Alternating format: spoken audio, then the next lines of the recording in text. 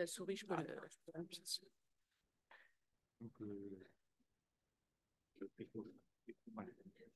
C'est ça, le diaporama.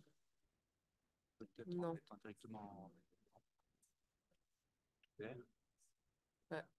Attends, si, parce que là, il manque un bout. voilà. Ah, ah oui, mais voilà.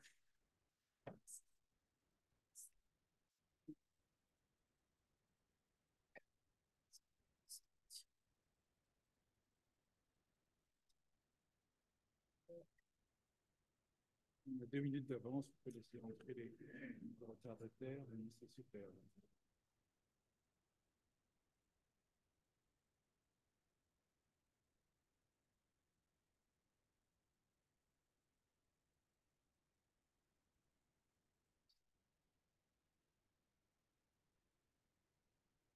Non,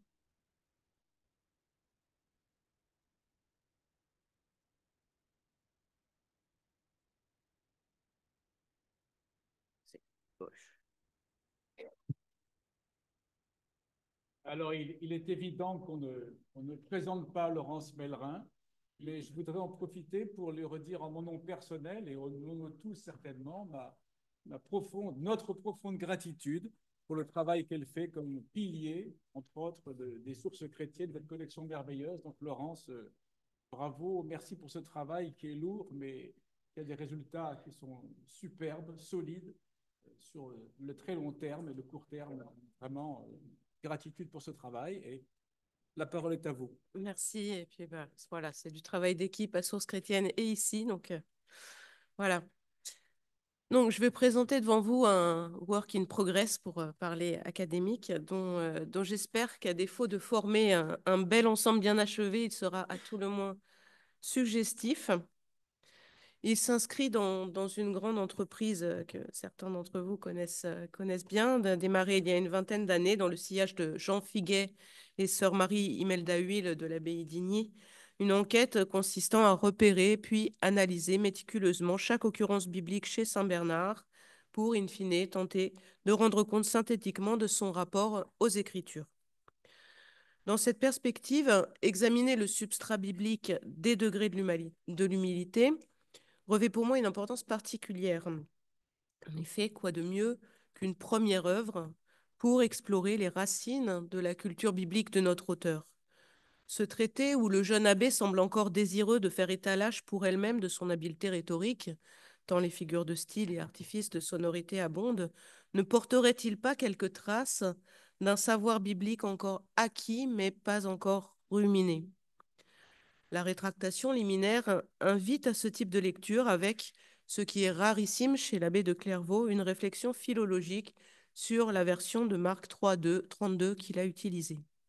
Mais sans doute échaudé par la controverse autour de ce verset, il ne le citera plus jamais ailleurs. Les degrés sont aussi proches dans le temps de 4 autres textes, les homélies sur la Vierge Mère, quasiment contemporaines, l'apologie, bon, même si sa période de rédaction est encore un grand sujet de discussion, et puis 2 autres traités sur l'amour de Dieu et sur la grâce, auxquels on associe fréquemment le De Gradibus, pour voir dans ce triptyque les 3 œuvres fondatrices programmatiques de Bernard, dont les réflexions irriguent toute sa production littéraire ultérieure. Quoi de plus tentant donc qu'une enquête comparative sur ces 5 œuvres pour mettre en évidence la culture, les pratiques du jeune Bernard et évaluer par l'angle biblique leur influence sur la suite de sa production. Alors, je commencerai par des approches macroscopiques de comparaison avec toute l'œuvre et ses 5 ouvrages. Elles nous donneront quelques pistes, mais fondamentalement, elles nous obligeront surtout à descendre dans le détail de la construction biblique du De Gradibus. On sent bien à la lecture du traité combien la Bible l'habite. C'est une caractéristique de l'œuvre de Bernard sur laquelle je pense ne pas avoir besoin de revenir ici, mais aussi qui le structure. On repère des échos, de citations, des groupes, des allusions, un tissage interne du texte qui obéit à une logique déroutante pour notre lecture moderne dans la mesure où elle n'est pas linéaire. Mais Pierre-André Burton vous présentera tout à l'heure, dans les jours qui viennent, la très convaincante structure en miroir qu'il a décelée à force de lire le texte. Et pour ma part, j'ai souhaité voir si une approche purement statistique de la répartition des références bibliques pouvait permettre d'arriver à des conclusions proches des siennes. Alors, pour ne pas risquer, quelques remarques de méthode, hein, ne pour pas risquer d'empiéter sur d'autres contributions, j'ai laissé de côté ce qui concerne l'archéologie des sources bibliques de Bernard, je veux dire ce qui peut venir de sources patristiques, ce qui est le cas, comme souvent la formulation même des citations l'atteste, hein, il y a une dizaine de citations de vieille latine dans le traité, ce qui peut venir de sources liturgiques, ce qui vient aussi spécialement de la règle de Saint-Benoît, puisqu'il y aura une contribution spécialement sur ce thème. Tous ces aspects feront l'objet de notes dans l'édition des sources chrétiennes. Et je donnerai aussi à chaque observation que je vais faire, non pas une présentation exhaustive des phénomènes, mais uniquement une sélection d'exemples, parce que en fait, traiter de la Bible dans un traité de Bernard, ça revient à traiter tous les aspects de son texte. Alors, des approches macroscopiques. Donc, la première question, c'est y a-t-il une signature biblique constante dans l'œuvre de Bernard? Alors, première observation sur l'ensemble de son œuvre, donc Bernard utilise davantage le Nouveau Testament que l'Ancien, à environ 53%. Alors, rien de bien original là-dedans, c'est une constante de la littérature patristique, mais c'est particulièrement accentué chez lui. Et dans ses premiers écrits, en particulier dans l'Apologie et le De Gratia, cette tendance est encore plus forte, puisqu'on est à 68% de Nouveau Testament. Mais dans le corpus d'avant 1128, le traité des degrés est celui où la part de l'Ancien Testament est la plus conséquente. Ce qui peut sans doute s'expliquer par le recours de Bernard à plusieurs exemples vétérotestamentaires, hein, qu'il s'agisse de Jacob, Ève, Dinah, Satan. Donc l'évolution qui conduit Bernard à rééquilibrer au fil des ans son usage des deux testaments n'est pas aisément décelable. En effet, si vous comparez ces graphiques, ces trois graphiques, donc les répartitions des livres dans toute son œuvre, dans les cinq œuvres d'avant 1128 et dans le De Gradibus à droite, on a l'impression qu'ils se ressemblent énormément. Les grandes caractéristiques de ces schémas sont des constantes du monde monastique, une très nette prédominance des psaumes, un fort intérêt pour la Genèse, mais moindre que pour les autres livres du Pentateuque, très peu d'appétence pour les livres historiques, une prédilection pour les évangiles, en particulier celui de Matthieu, et puis une très forte représentation des épîtres pauliniennes, en particulier romains et corinthiens, ce qui s'explique en grande partie par leur longueur. Au moment où il écrit le De Gradibus, donc première constatation tout de même, Bernard s'est donc déjà doté du bagage biblique qui constitue le socle de la culture monastique et qui jalonnera l'ensemble de son œuvre. Les inflexions à venir se joueront à la marge. Les grandes masses de l'équilibre global sont déjà en place. Alors, on peut tout de même nuancer un peu l'énoncé des similitudes en regardant plus en détail ces graphiques et en fait en les présentant, en représentant les données un peu autrement, mais ce sont les mêmes. À l'échelle des 5 œuvres, on voit que certains livres de l'Ancien Testament, auxquels Bernard recourra plus tard, ne sont pas du tout représentés. C'est le cas de Lévitique, Josué, Ruth, les Chroniques, Néhémie, Maccabée, le premier livre, puisqu'il y a une citation du deuxième dans le De Gradibus. D'autres le sont très peu, les petits prophètes, alors que tous ceux du Nouveau Testament le sont déjà si on accepte les livres les plus courts. Donc là, c'est pour l'Ancien Testament. La courbe que vous voyez, c'est le De Gradibus et les autres points sont les autres œuvres. Vous avez la même chose pour le Nouveau Testament. Bon, bien sûr, pour chaque graphique, il faudrait passer beaucoup de temps pour analyser les détails, mais je donne les grandes lignes de ma lecture.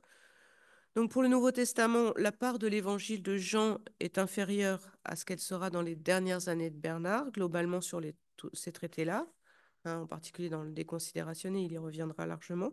Et pour autant, et ça c'est un point me paraît intéressant, le De Gradibus fait exception, puisque lui cite nettement plus Jean que Luc. Donc c'est une caractéristique qui peut-être est une piste pour voir des liens justement entre le De Gradibus et la considération. À l'échelle de l'œuvre unique parmi les 5, donc on voit que la culture biblique de Bernard est suffisamment riche déjà pour qu'il puisse produire dès cette époque des écrits reposant sur des substrats assez différents, assez nettement différents. Bien sûr, ils ont tous pour base les livres que nous avons cités comme prédominants, mais sur ce socle homogène, chacun présente des caractéristiques propres. Par exemple, là où les homélies sur la Vierge Mère se distinguent par la nette prédominance de Luc, le De Gratia par celle de l'Épître aux Romains, le De Gradibus, lui, s'illustre par la forte importance de Jean, de 2 Corinthiens et surtout de l'Épître aux Hébreux. Inversement, je reviens à l'Ancien Testament, sur des profils qui diffèrent davantage, on peut quand même noter des rapprochements significatifs. Les degrés et les homélies sur la Vierge Mère sont proches par leur commune prédilection pour la Genèse, en des proportions comparables, et dans une moindre mesure du livre d'Isaïe. Mais le traité sur les degrés rejoint l'amour de Dieu si l'on considère l'usage du cantique et du siracide. Et il se distingue de tous par son usage des proverbes. Donc Bernard sait déjà choisir telle ou telle source biblique à l'appui de ses réflexions thématiques. Cependant, pour ne prendre que les trois caractéristiques du dégradibus dont je viens de parler, la surreprésentation d'un texte repose surtout sur quelques versets seulement. Par exemple, pour Jean, Jean 14,6 explique par exemple beaucoup la prééminence de ce livre. Ou bien elle s'explique par des passages bien délimités de l'œuvre où tel verset est privilégié. Par exemple, pour l'Épître aux Hébreux, elle va servir principalement dans les chapitres 6 à 10, avec quelques échos, pour décrire l'abaissement du Christ, non pas vu en lui-même, mais vu dans l'utilité qu'il a pour les hommes. Il a appris par la souffrance à être miséricordieux. Il s'est rendu semblable aux hommes en toutes choses pour qu'ils aient une récompense dans les cieux. Et la seconde épître aux Corinthiens, elle est surtout citée dans les chapitres 21-27, avec des échos là aussi ailleurs, mais pour dire le ravissement de Paul au septième ciel. Donc si ces observations en termes de livres disent quelque chose à grande échelle, à celle d'un traité, il vaut mieux descendre davantage dans le détail des versets et même du texte. Alors, bon, pour en venir maintenant aux comparaisons donc des 5 œuvres, euh, j'ai essayé donc de descendre à la granularité du verset. Je vais me centrer sur le De Gradibus. En fait, il aurait fallu comparer chaque œuvre avec les 4 autres, mais là, je le fais seulement en se centrant sur le traité qui nous occupe ici. Et puis, donc, je suis partie du principe que les œuvres, mis à part l'apologie, étaient à peu près de taille comparable pour simplifier un peu les calculs. Donc, la fréquence d'apparition des versets bibliques dans ces 5 traités, enfin 5 œuvres, suit la loi de Zipf comme toujours. Euh, c'est cette loi qui se vérifie quand on étudie la fréquence des mots d'un texte, hein.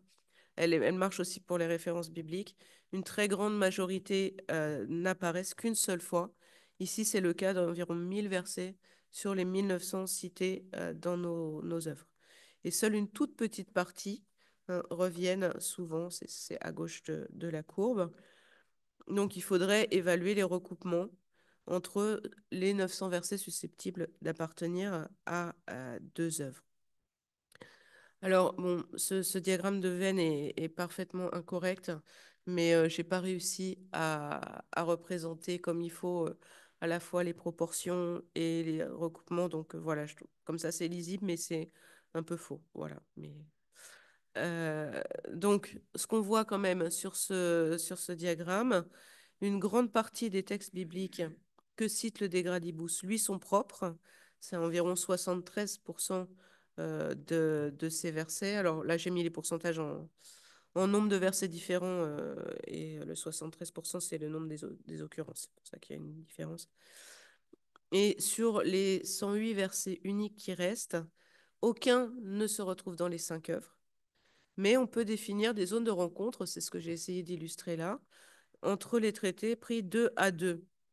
Ces points de rencontre sont moindres avec le De Gradibus et l'Apologie, mais plus importants avec le De Diligendo et le Missus Est. Alors, je ne sais pas si c'est la seule clé de lecture, mais c'en est une en tout cas et très nette. Cette proximité supplémentaire avec l'amour de Dieu et les homélies sur la Vierge se manifeste en particulier quand on étudie le champ lexical de la douceur. Dans la lignée de ce qu'avait fait Marielle sur la Vita Prima, donc aussi en écho à ce que Christian va nous dire bientôt, j'ai voulu regarder un peu si cette thématique a été signifiante dans les citations bibliques du Dégradibus, et de fait, elle l'est tout à fait. Et là, en premier lieu, pour voir que seules ces trois œuvres traitent massivement du thème de la douceur à travers leurs citations bibliques. Et thématiquement, le De Gracia, on va le voir aussi, a de nombreux points de rencontre avec le De Gradibus, mais peu de rencontres bibliques mises à part dans deux chapitres. Le chapitre 2 où il est question de volonté salvifique universelle avec 1 Timothée 2,4, et le chapitre 22 dans lequel Bernard médite sur le rôle respectif de la liberté de Paul et de la puissance de la grâce dans le raptus de Paul.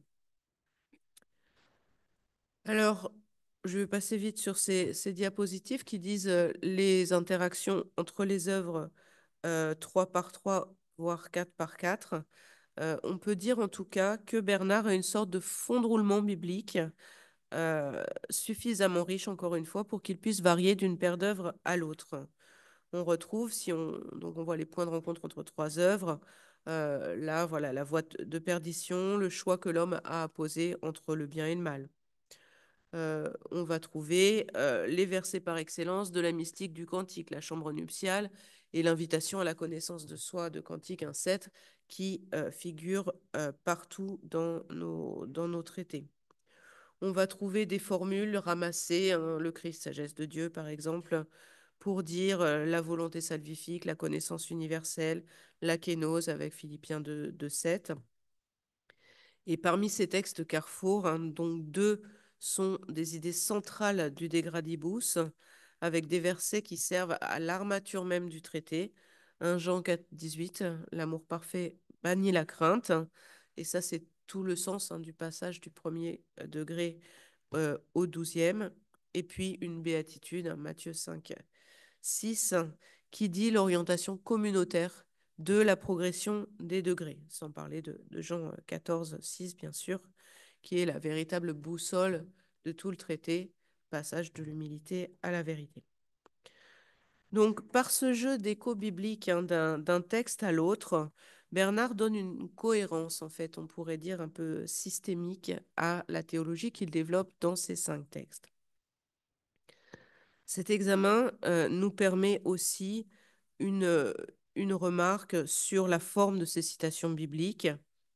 Il ne s'agit jamais ou quasiment de versets entiers, mais plutôt de brèves formules remaniées, intégrées à la phrase. Ce qui fait que même quand on a les mêmes références d'un traité à l'autre, en fait, on va trouver dans l'un le début d'un verset, dans l'autre la suite, comme les deux morceaux d'un symbole. Euh, c'est pas la même lettre du texte qu'on trouve. Bernard écrit de réminiscence en réminiscence, mais du coup fait aussi appel à la mémoire de ses lecteurs qui sont capables de reconstituer le puzzle de sticks d'un verset ou de repérer une allusion. Donc le texte biblique fonctionne comme un immense réseau d'indices sous-jacents au sens littéraire du texte et il lui donne une profondeur. On n'est pas dans une lecture linéaire, on entre dans les sous-bassements. Alors pour ce qui est de la fécondité du dégradibus dans ses rapports avec l'ensemble de l'œuvre bernardine, je donnerai simplement quelques jalons en constatant d'abord que l'écrasante majorité des passages bibliques présents dans le dégradibus se retrouvent ailleurs dans l'œuvre au moins 3 fois. Hein, et c'est considérable, c'est le cas de 81% des versets récurrents du dégradibus, et pour 56% d'entre eux, ils apparaissent plus de 10 fois dans le reste de l'œuvre. Donc c'est vraiment énorme. Et cette observation fonctionne aussi pour les versets qui n'apparaissent qu'une fois dans le Degradibus, hein, qui reviennent à 62% pour l'Ancien Testament, 65% pour le Nouveau.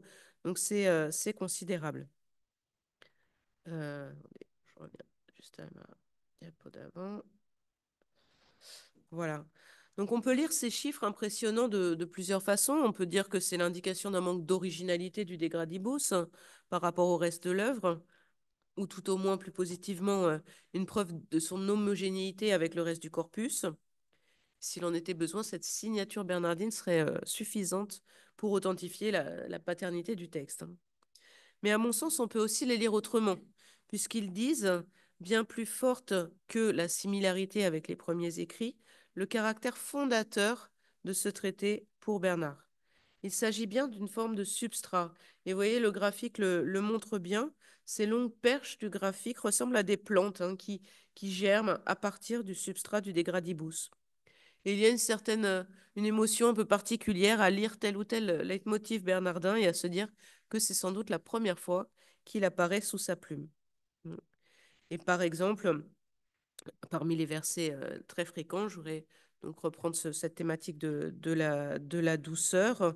Euh, donc de texte, hein, les béatitudes. Bernard citera 250 fois les béatitudes dans son œuvre. Et ici, on a un point de départ dans le De Gradibus, où il met au centre la béatitude des doux, hein, parce qu'elle fonctionne en lien avec Matthieu 11, 29. Donc, apprenez de moi que je suis doux et humble de cœur. Euh, et c'est intéressant de voir la spécificité du De Gradibus. Il introduit le thème des béatitudes dans l'œuvre, mais il l'introduit d'une façon spécifique qui ne se retrouvera pas ailleurs, à savoir en abordant les béatitudes par l'angle de ce mythisme, hein, de la douceur. Hein. Donc, un texte inspirant, mais qui garde une identité propre. Hein, là, on voit le champ lexical très particulier de la douceur dans le traité de l'humilité. Euh, voilà. Alors, après ces observations qui vont plus dans le sens de, quand même, globalement, de l'homogénéité biblique de toute l'œuvre de Bernard, une signature qui traverse les œuvres, il peut donc sembler un peu délicat de définir cette originalité du dégradibus que je viens d'évoquer sur l'exemple des béatitudes. En réalité, les graphiques que je vous ai montrés peuvent aussi être lus en creux, parce qu'une fois qu'on a pris conscience des phénomènes globaux, c'est dans les petites anomalies, dans les petites surprises que va se révéler la fine pointe de l'originalité du traité.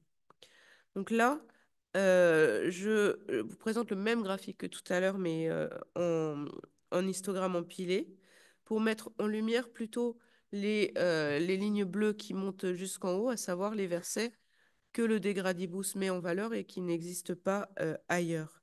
Et donc ce même graphique qui montrait la fécondité et l'intégration dans l'œuvre va aussi mettre en lumière les quelques versets profondément originaux du dégradibus dans leur usage, dans l'usage qu'en fait Bernard.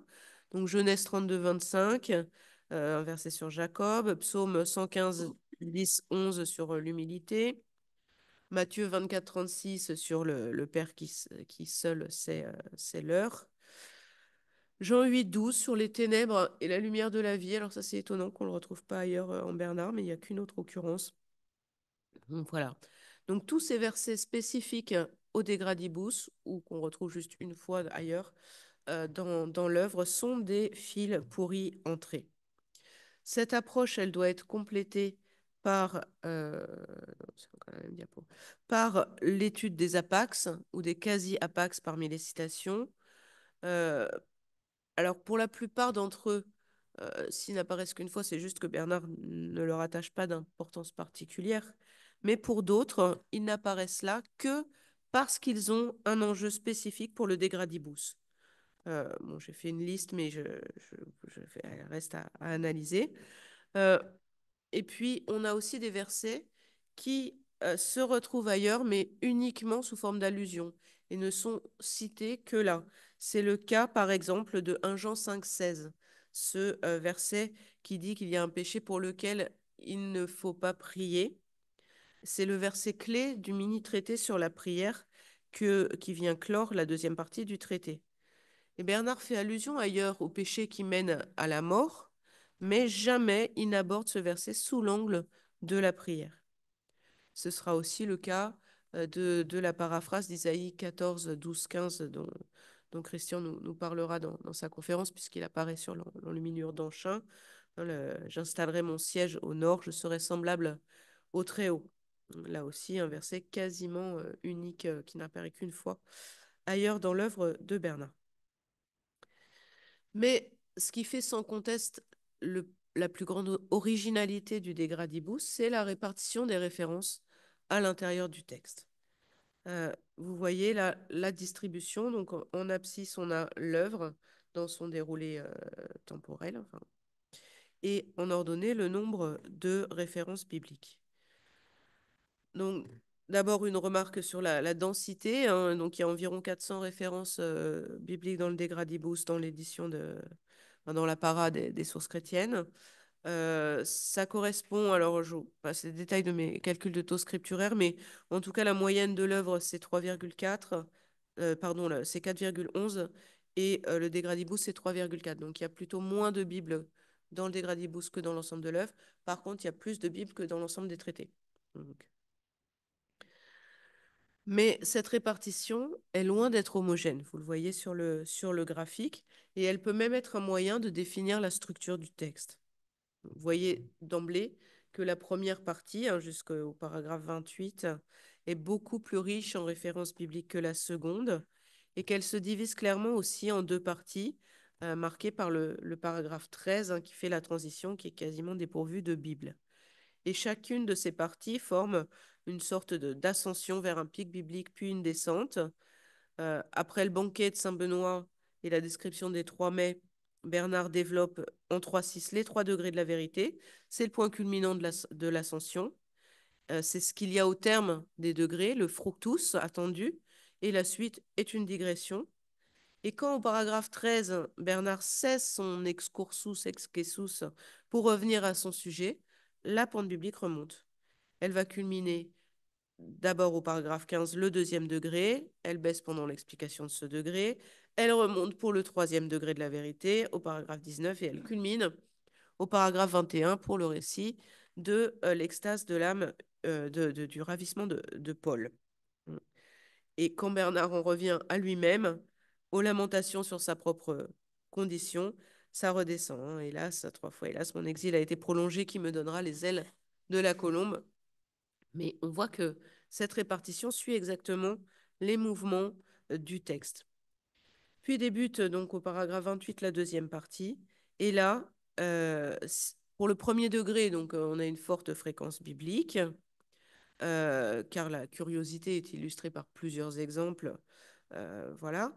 Mais ensuite, l'exposé des degrés est plus théorique et ça symbolise aussi l'éloignement progressif du moine de la source des Écritures. Les chapitres 40 à 49 sont quasiment dépourvus de citations. On peut dire que la Bible se tait quand le moine dégringole, ou tout au moins elle devient inaudible. En revanche, quand Bernard revient au thème de la prière, les paroles bibliques reviennent avant la brève conclusion. Donc, devant une cohérence aussi symbolique, on peut s'interroger bien sûr sur la conscience qu'avait Bernard de cette répartition. Ça reste un mystère. Cette question de la conscience de Bernard se pose avec encore plus d'acuité quand on descend au niveau de la citation et qu'on observe les répartitions par paire ou par triplet. On a là encore le déroulé de l'œuvre, avec en ordonnée cette fois-ci les livres bibliques. Et voilà, on peut lire le traité comme ça, comme une sorte de partition musicale avec des voix qui se répondent. Alors, on a tout d'abord les motifs qui courent sur l'ensemble du traité ou d'une partie à l'autre. Deux versets programmatiques, hein, ceux qui sont tout au début et tout à la fin. Le psaume 83, 6, ceux qui ont disposé des montées dans leur cœur. Et puis 1 Jean 4, 18, donc la charité bannit la crainte. Et c'est donc, voilà ce que je disais tout à l'heure, ce programme du traité de faire passer le moine de la crainte du Dieu terrible du chapitre 7 de Saint Benoît à la liberté dilatée de celui qui vit dans la contemplation de l'amour. On a aussi donc Matthieu 11, 29 qui forme une inclusion sur la première partie, hein. Voilà. Ce modèle du Christ, il est pertinent pour la première partie, pour décrire le fruit à retirer de l'humilité. Il ne l'est plus, enfin, il est moins euh, pertinent quand il s'agit de décrire la descente d'un homme marqué par le péché, bien sûr. Et puis, on a la basse continue au milieu avec Matthieu, les béatitudes, Matthieu 5, et puis la paille et la poutre, Matthieu 7, 5, qui va prendre le relais. On a aussi des séquences plus rapprochées, hein, vous voyez, qui peuvent courir aussi sur tout le traité. Bon, je vais prendre juste un exemple. Donc, par exemple, Jean 8, 44. Vous voyez les motifs, à chaque fois, c'est, voilà, il va y en avoir deux, puis un. En général, c'est ça. Là aussi, 1 Corinthiens 24, 2, puis un. À chaque fois, enfin bon, je n'ai pas le temps de regarder tout ça de près, mais c'est assez impressionnant. Euh, 2, puis un, ou 1, puis 2, puis un. Bon. Ou parfois aussi, il y a juste des paires qui se répètent. On peut ajouter aussi les versets qui fonctionnent ensemble. Et vous voyez avec ces flèches qu'il y en a beaucoup, hein, et que enfin, le dessin lui-même le montre, c'est très cohérent aussi. On a des mini-inclusions, des paires qui se répondent, hein, et puis aussi des mini-inclusions, hein, des petits passages où les versets, donc là c'est les grosses flèches, se répondent deux à deux. Donc voilà ce que ça donne avec toutes les structures. Vous voyez une construction extrêmement pensée euh, de ce traité.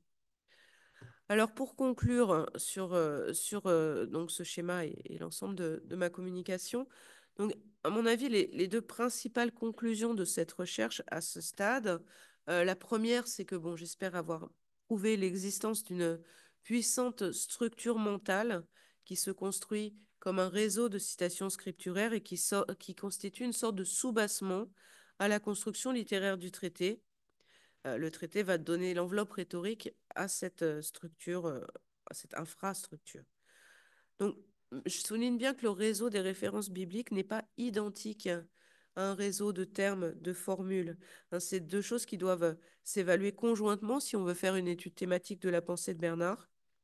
Mais pour moi, ce réseau biblique, c'est d'une certaine façon l'étape intermédiaire du travail de Bernard. On est entre l'Alexio Divina et l'écriture de ses propres traités. On est dans l'étape de la ruminatio avant l'eructatio. On est dans un hypotexte qui possède un réseau de connotations, d'intertextualité qui lui est propre. Et en ce sens, l'approche statistique, si elle va souvent corroborer les conclusions du close reading, aide à remonter en deçà de l'acte rédactionnel. Et Bernard, en écrivant, fait appel chez son lecteur, chez son auditeur, à cette mémoire-là, une mémoire acquise par l'expérience de la lecture et de l'audition de la parole, mais aussi l'expérience de la méditation. C'est une mémoire qui est passée au creuset du silence. J'espère avoir aussi prouvé, ou plutôt en tout cas avoir ouvert quelques pistes pour prouver le rôle fondateur du dégradibus dans la pensée théologique de son auteur, hein, qu'il s'agisse de christologie, d'ecclésiologie, de réflexion sur la liberté, doctrine des anges, l'humilité, la douceur, tout ça, les fondamentaux bibliques sont déjà là. Car l'intérêt premier de ces statistiques reste bien sûr de dégager des pistes pour une analyse du texte fondée sur sa lecture. Et reste en arrière-plan une question que je laisse à votre réflexion, qui, voilà, que je me pose régulièrement. N'est-ce pas présomptueux et même un peu vain de vouloir apercevoir les soubassements de la cathédrale plutôt que d'en contempler les vitraux? Ou plus largement, qu'est-ce que c'est que lire humblement Bernard? Voilà, cette quête statistique, elle est vouée à l'inachèvement, à une certaine forme d'échec. Elle laisse un certain sentiment de profanation, hein, voilà. Voilà. Mais en même temps, elle permet un émerveillement sans cesse renouvelé devant les secrets du texte,